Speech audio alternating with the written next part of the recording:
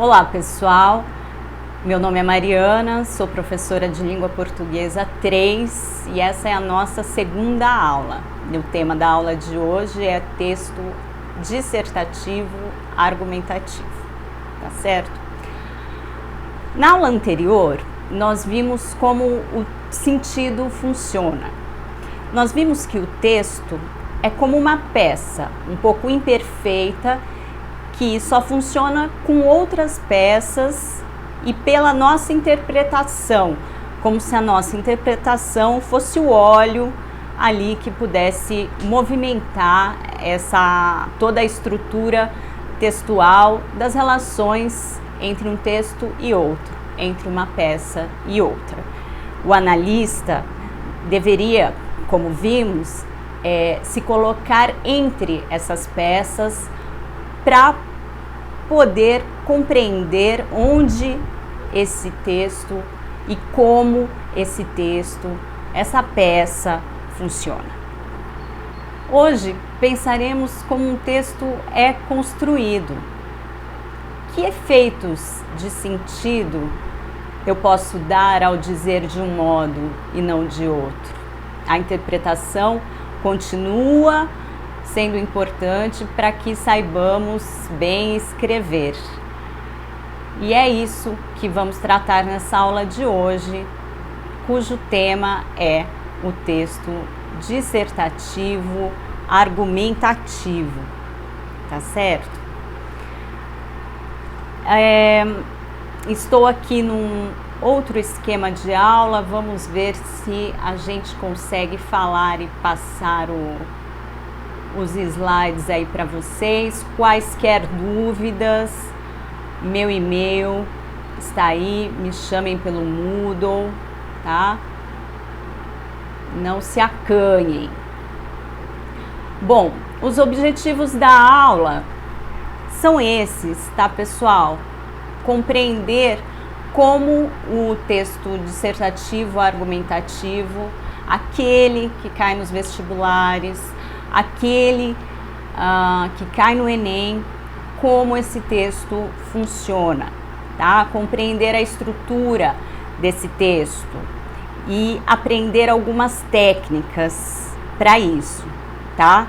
É uma aula bastante importante que nesse início, pelo menos aqui do nosso trabalho, eu queria retomar para que isso fique bem claro para vocês, tá? Para que vocês fiquem seguros quanto a produção desse tipo de texto, tá certo? Dizer é realizar um corte no real. O que isso quer dizer, né? Isso quer dizer que se a linguagem é uma ferramenta imperfeita, né? Equívoca, com ambiguidades, né? Quando eu digo, eu estou realizando um corte. Eu não digo milhares de coisas, né? Então, é preciso prestar muito atenção quando a gente está a escrever, quais efeitos, o que eu digo vai se localizar aonde, né? Em que lugar para esse leitor imaginário, né? Que eu penso quando eu estou a escrever, tá certo? Então,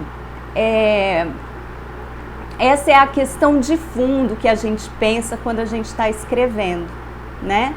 Mas vamos deixar a coisa mais concreta, tá certo? Para que a gente entenda melhor como isso se dá na prática, tá? Bom, o tamanho de um texto dissertativo argumentativo, ele é variável. O mais simples são 3 parágrafos, tá? Primeiro, introdução, segundo, desenvolvimento e terceiro, conclusão, tá? Esse símbolo aí que vocês estão vendo é o símbolo do parágrafo. Nessa aula vocês vão ver que eu utilizo bastante, tá? É o símbolo do parágrafo, quer dizer parágrafo. Mas também A gente pode redigir textos com 4 parágrafos, 5 parágrafos, né? Com 4, 1 introdução, 2 de desenvolvimento e 1 de conclusão. Com 5, 3, né? De desenvolvimento, tá? Isso é variável. A gente tem que sempre usar aquele efeito de impessoalidade, né? Nunca usar eu acho que, sou particularmente contra ou a favor de que, né? Não, a gente tem que dar um efeito de impessoalidade, de neutralidade nesse gênero discursivo. Então a gente prefere usar estruturas, expressões como, aí vemos no slide, observa-se que, nota-se que ou vê-se que, tá certo? Como a gente está vendo, né? Introdução, desenvolvimento e conclusão. O que a gente vai fazer na introdução? Na introdução, a gente vai já dizer de cara qual é o tema. Não dá para deixar para dizer no segundo parágrafo do que se trata o texto. É na introdução que você vai se apropriar das palavras mais importantes do enunciado, compreender onde elas estão situadas discursivamente, compreender o que o enunciado pede, tá? E trabalhar isso textualmente, sendo bastante objetivo, já expondo qual é o tema, qual é o problema expresso pela questão. Além disso, além dessa apresentação do tema, na introdução você pode também apresentar já como você irá articular os seus argumentos, tá? Um texto dissertativo argumentativo é aquele em que você não só expõe, descreve um determinado assunto, tá? Mas você se posiciona também. Então, na introdução, além de expor o tema, você já pode anunciar de que forma você vai articular a sua argumentação, tá? Por exemplo, com uma pergunta. Se eu vou fazer uma redação em que eu vou tratar das causas de um problema, ali na introdução eu já introduzo o assunto e depois já posso fazer uma pergunta. Mas quais são as causas reais dessa situação? E aí eu já entro no desenvolvimento, no próximo parágrafo, tá? Então, como é o desenvolvimento, tá? Você pode usar 1 ou 2 parágrafos, ou 3, dependendo, né? Ali vão estar os argumentos, os seus argumentos, tá? Que podem ser de causa ou motivação, de consequência, de contraste ou de comparação. Nós veremos bem como cada um funciona, tá? Daqui a pouquinho. E a conclusão, por fim, o último parágrafo, tá? Um parágrafo de conclusão em que você resume o que você disse anteriormente, tá? Com expressões como em suma, tá? Em resumo, portanto, nota-se que, tá certo? E você pode também terminar a sua conclusão com uma pergunta retórica, quer dizer, uma pergunta cuja resposta é óbvia, né? Não seria então necessário que os governantes se preocupassem mais com determinado problema? Você pode terminar a sua dissertação assim, tá? Ou com propostas de intervenção. O Enem, né, muitas vezes pede que você diga como resolver determinado assunto, né? No sentido assim, olha, aqui os governantes, observa-se que seria necessário que o poder público dedicasse mais de sua capacidade administrativa para resolver tal situação, né, tão perigosa aí para a sociedade, enfim. E você conclui a sua redação dessa forma, tá? Essa é a estrutura do texto dissertativo argumentativo. Agora, pessoal, vamos compreender um pouco mais essa estrutura com um texto que ganhou uma nota, a nota máxima no Enem. O tema era manipulação de dados, tá? E ela escreveu o seguinte, vocês podem ver aí, 1, 2, 3, 4 parágrafos, um de introdução, 2 de desenvolvimento e 1 de conclusão. Vamos lá. Segundo as ideias do sociólogo Habermas, os meios de comunicação são fundamentais para a razão comunicativa. Visto isso, é possível mencionar que a internet é essencial para o desenvolvimento da sociedade. Entretanto, o meio virtual tem sido utilizado muitas vezes para a manipulação do comportamento do usuário pelo controle de dados, podendo induzir o indivíduo a compartilhar determinados assuntos ou a consumir certos produtos.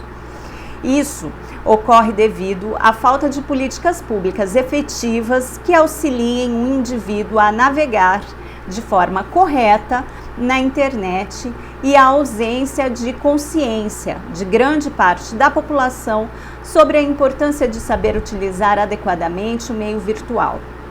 Essa realidade constitui um desafio a ser resolvido não somente pelos poderes públicos, mas também por toda a sociedade. No contexto relativo à manipulação do comportamento do usuário, pode-se citar que no século XX a Escola de Frankfurt já abordava sobre a ilusão da liberdade do mundo contemporâneo, afirmando que as pessoas eram controladas pela indústria cultural, disseminada pelos meios de comunicação de massa. Atualmente, é possível traçar um paralelo com essa realidade, visto que milhões de pessoas no mundo são influenciadas e até mesmo manipuladas todos os dias pelo meio virtual por meio de sistemas de busca ou de redes sociais, sendo direcionadas a produtos específicos, o que aumenta de maneira significativa o consumismo exacerbado. Isso é intensificado devido à carência de políticas públicas efetivas que auxiliem o indivíduo a navegar corretamente na internet, explicando-lhe sobre o funcionamento do controle de dados e ensinando-lhe sobre como ser um consumidor consciente. Ademais, é importante destacar que grande parte da população não tem consciência da importância da utilização de forma correta da internet.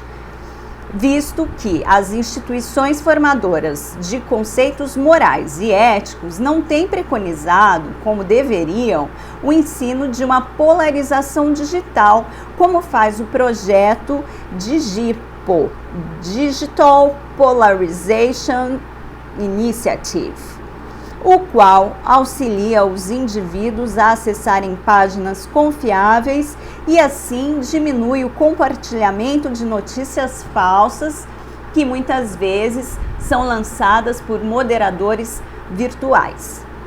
Nesse sentido, como disse o empresário Steve Jobs, a tecnologia move o mundo, ou seja, é preciso que medidas imediatas sejam tomadas para que a internet possa ser usada no desenvolvimento da sociedade, ajudando as pessoas a se comunicarem plenamente. Portanto, cabe aos estados, por meio de leis e investimentos com um planejamento adequado, estabelecer políticas públicas efetivas que auxiliem a população a navegar de forma correta na internet, mostrando às pessoas a relevância existente em utilizar o meio virtual racionalmente, a fim de diminuir de maneira considerável o consumo exacerbado que é intensificado pela manipulação do comportamento do usuário pelo controle de dados.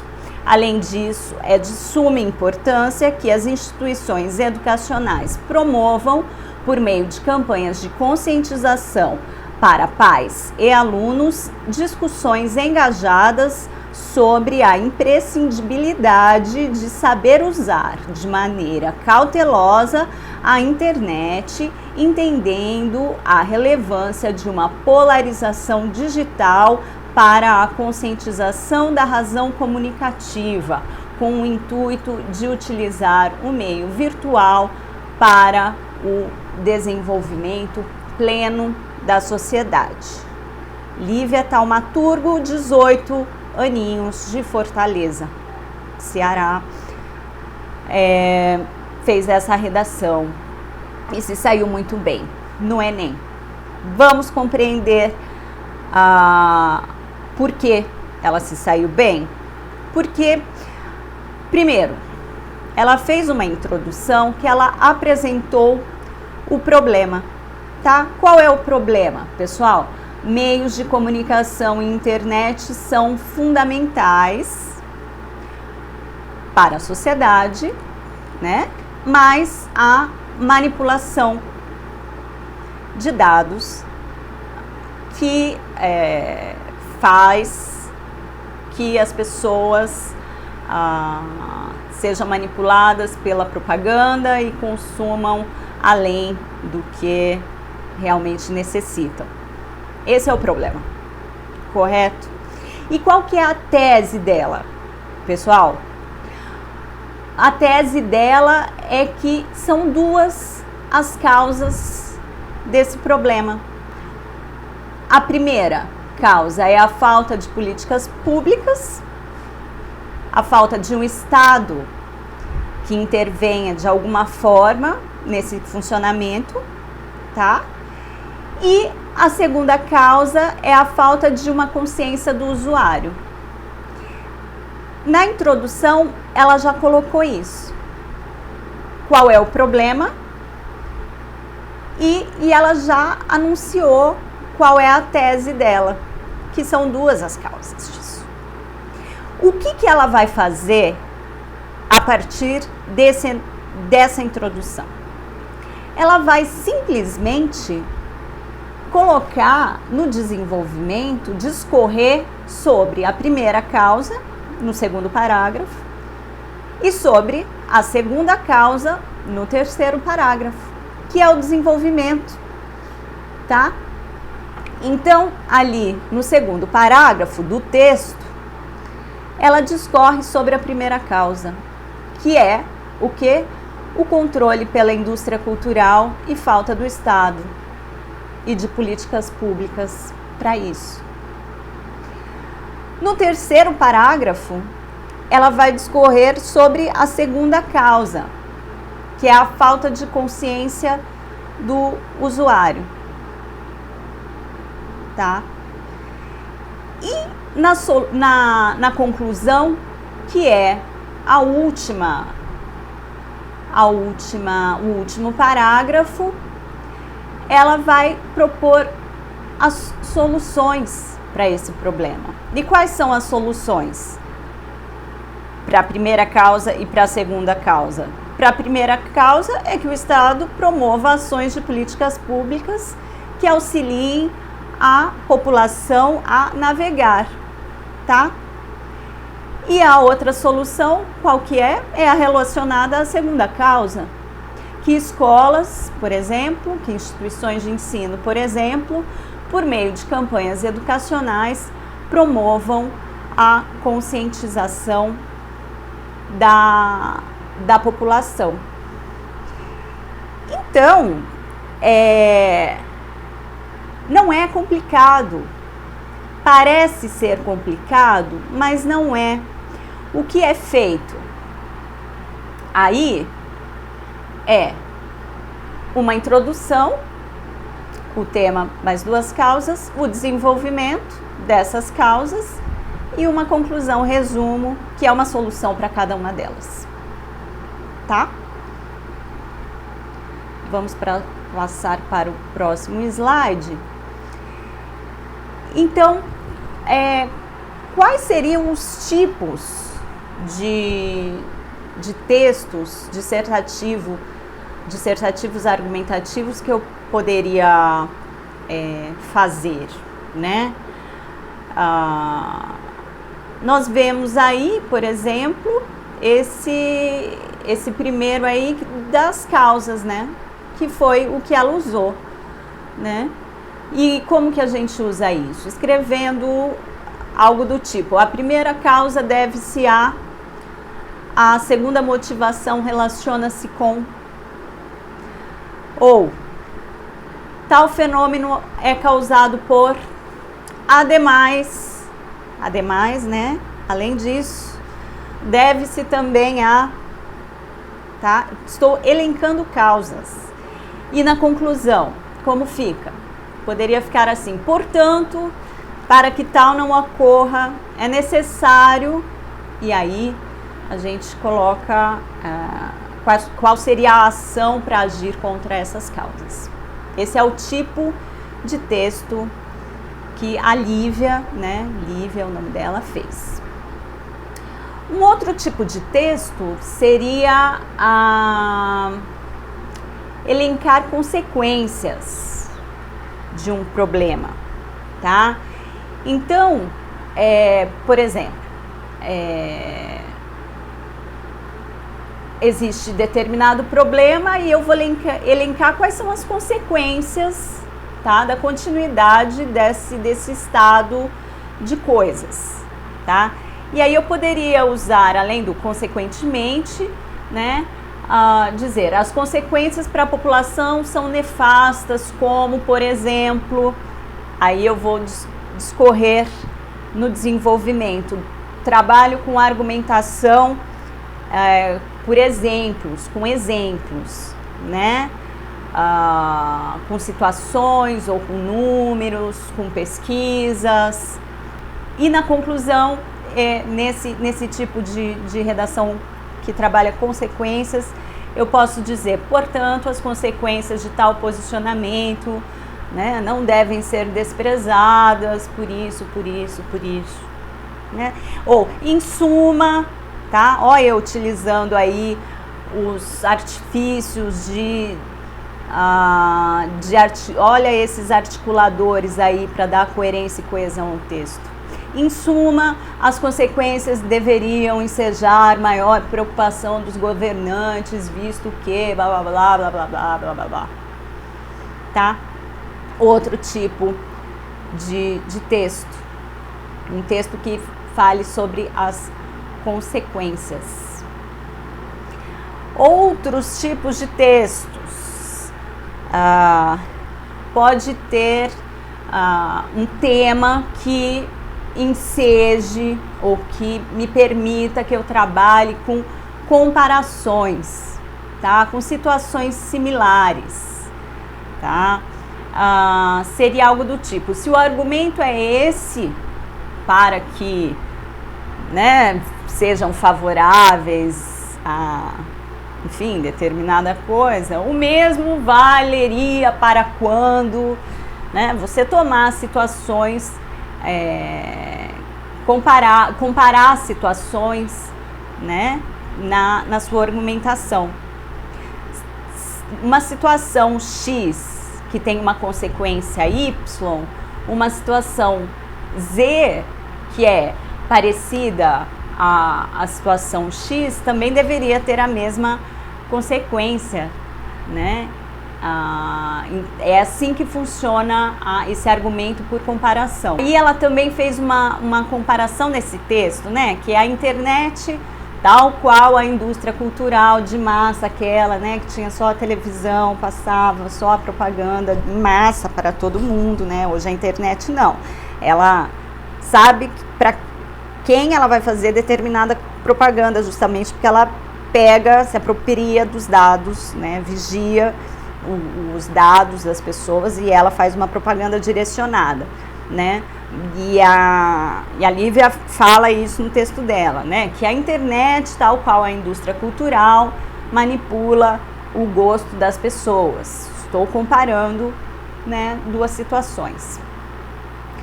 Agora, um outro tipo de texto dissertativo argumentativo muito importante é esse aí que está na tela, de confrontos. Se por um lado, tá? Por outro. Embora se diga que o que ocorre, pelo contrário, é que muito diferente é dizer que, cresce que, mas na verdade o que ocorre é que vocês percebem que aí existem ideias de confronto, tá? A gente vai usar a argumentação confrontando ideias e o nosso texto será construído a partir dessas ideias, construindo confrontos e trabalhando com essas argumentações, tá? Então, pessoal,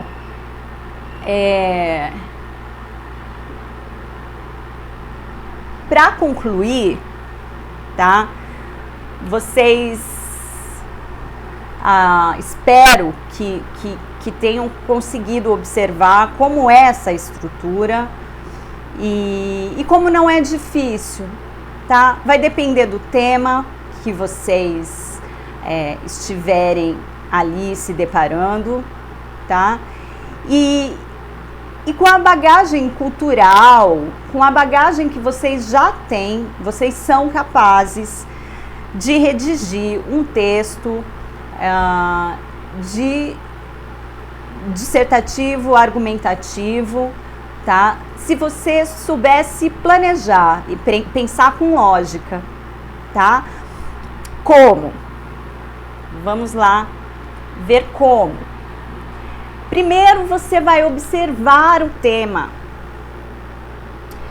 Depois, é importante que você, à parte, no espaço da prova, à parte, pense, né? Esse tema, como é que eu vou trabalhar esse tema? Escreve lá, primeiro parágrafo, introdução, né? O tema é esse. O que eu vou colocar no desenvolvimento? O que eu vou colocar na conclusão, né? Então, fazer um esqueminha, né?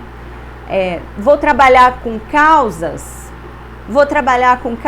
e consequências. Não, eu acho melhor eu elencar exemplos. Não, acho melhor eu comparar situações, opor uma situação à outra, fazer um confronto de ideias. Como que eu vou fazer? Na introdução eu vou fazer assim, vou terminar a minha introdução com uma pergunta, aí vou responder essa pergunta no segundo e no terceiro parágrafo.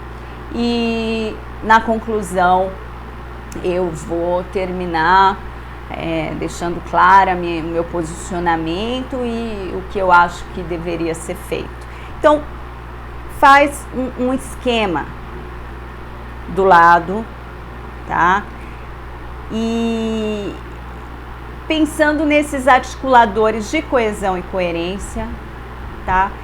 Nessas ligações entre uma parte e outra, entre a introdução, o desenvolvimento e a conclusão, tá certo? Agora, gente, mãos à obra. Cada tema vai suscitar em vocês um modo de trabalhar a argumentação, tá? Eu fico esperando o trabalho de vocês. Qualquer coisa, estou aqui, podem me chamar, qualquer dúvida, tá? E é isso. Um abraço, bons estudos e até a próxima. Tchau!